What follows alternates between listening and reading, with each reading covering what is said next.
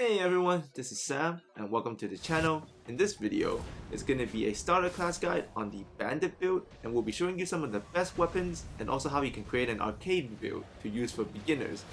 And as you're seeing from these clips, especially at the start, the Bandit comes with this unique dodging animation that is extremely beneficial, especially in this boss fight. That's why you're seeing me have so much success here. But on top of it all, not only does the Bandit have a unique way to dodge and he moves very well, he also comes with this critical blood loss proc kind of attack that's going to give you huge damage if you can trigger it. Here you can see against an enemy with tons of health, when the blood loss proc, it was 13,300 damage. To round out the class, it even comes with a good ranged short bow weapon at the start, and you can combine all of these together, the blood loss, the arrows, the dodging, and the melee attacks, to complete this Arcane Bandit build that's going to help you throughout the game. So if you enjoy our content, please add us a like or consider subscribing. If you would like to see more tutorials from us, just go to the playlist link in the description below or the card above and you can see all of our videos. So let's begin by talking about the Bandit class and looking at its starting off attributes. And here you can see what stands out is the Arcane and the Dexterity, and then also the Vigor, the Mind, and the Endurance, and the Strength is pretty round out. But the Arcane is key and it goes very well with all of his starting gear. So let's start out with the Great Knife. And the Great Knife comes with a good skill, which is the Quick Step, and that takes 3 focus points to do, and this is key. So to do this, you want to have your Great Knife equipped on the right hand, and then your offhand is empty, so there's no weapon, and you want to tap L2 on the skill button to trigger it. And here you'll see the Quick Step, and that right there costs 3 FP. But you want to follow that up with a dodge. So you always want to quick step into a dodge because that's going to cover a lot of distance and it's going to protect you. But as you finish the dodge, you can actually do a thrust attack. And that's what's so great about the Great Knife, because of that quick first step and then the dodge into the thrust. Now against weaker enemies, just the meleeing alone is enough with the Great Knife. But if you add in this quick first step as they swing, you're going to change direction on them and get to their backs, and that's going to put a lot of hurt.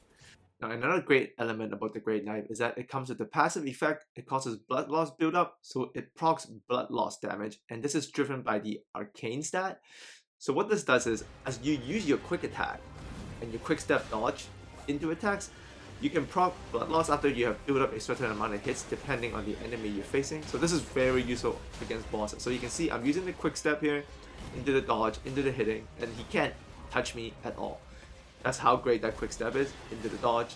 But as I melee, I'm building up for the proc for the blood loss. And when I get there, you can see it doesn't take too long, but the damage is quite significant, as you can see on the Tree Sentinel's health bar there. And this damage is relative, so it's not set. So it depends on the enemy you're facing. So against this dragon here, it did 13,300 damage when the blood loss was able to proc. Now the secondary weapon, which is also another great weapon for the Bandit class, is the short bow, and it comes with the barrage skill, which causes a very small amount of FP. So initially you want to put the bow on your offhand, hold L2 to trigger it, and then you can hold R2 or R1 to shoot depending on where your arrows are equipped. Here I have my arrows equipped in R2, so that's an R2 shot. But I can also hold down L2, the skill button, and then tap R2 where my arrows are equipped, and I'll do a barrage shot, which is much quicker and it costs a small amount of FP, much like the quick step. So this is a very good strategy with the short bow. This is a regular R2 shot, so not the barrage. But if I actually do decide to go with the barrage, you can see it's much quicker. It's a little bit lesser damage, but I can actually shoot 3 of them in succession very quickly while being safe. So even though it costs a little bit of FP to start off a fight or to, slow down a fight, change of pace is great. And you can craft your own arrows, but at the beginning, you can just buy them with the center guy at the Church of Elden. It will cost you a little bit of runes, but those will come by easily. And in terms of your flask, when I use the Bandit class, I like to allocate it as such, more to health, lesser to magic, because I'm mostly using the focus for dodging and just arrows if I need to. But here you can see I'm facing the Tree Sentinel, and he's into his more aggressive shield phase. So I decided to change the pace of the fight a little bit by going into my short bow, so I can wither him down a little bit and then set him for an eventual, blood loss proc, which is going to kill him off. But having the arrows are great. I'm not even using too many barrage arrows here because the distance is kept pretty well, so I'm just using regular R2 shots. But now that I withered him down, I decided to go into melee and go to my quick step, dodge, and just regular attacks to eventually proc a butt loss or pretty much a critical hit that's gonna hurt a ton. And this kind of change of pace and just the ability of the Bandit to move and to switch between medium range, close range, and trigger critical hits while staying pretty safe, that's what makes this a very good starting class, and you should definitely try it out.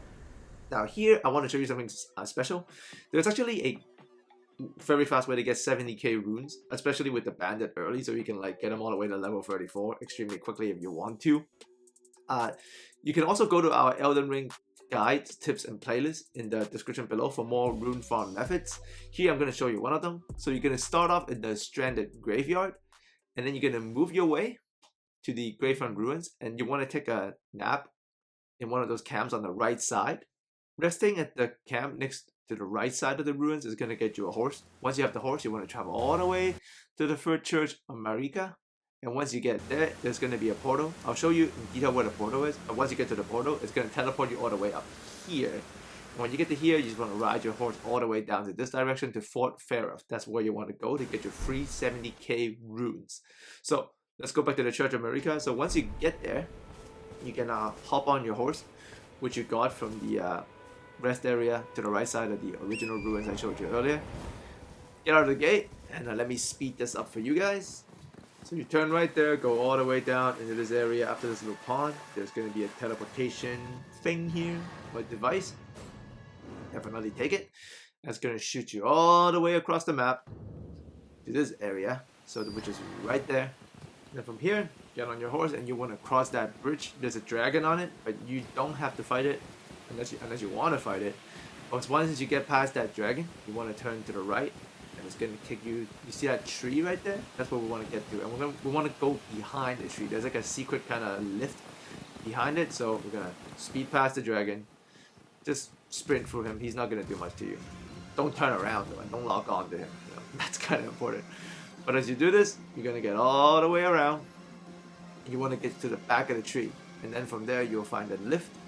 And from the lift, it's going to send you up to the upper levels. And once you get to the upper levels, obviously I've already killed off the dragon here. That gives you the 70k XP. The dragon that just sits there, you don't have to actually engage him. You will kill him eventually. It'll take a long time, but not with a bandit. The bandit kills him very quickly. So the dragon will be right there normally. But before you engage, obviously make a save point. Which is right there. And here is the dragon sequence I had. And you can see this is actually the one I showed you guys with the blood loss and how it did 13,000 damage. It takes a long time if you don't have the blood loss skill, but with it, you take it down quickly. And then once you do take it down, you will get your supposedly 50,000 XP, but it will get to 70 something. Alright, so check out our playlist for more farm video methods if you want to, and also more tutorials on Elden Ring. If you got any questions, leave it in the comment section. Hope you enjoyed this, and as always, thanks for coming by, and we look forward to speaking to you guys again very soon.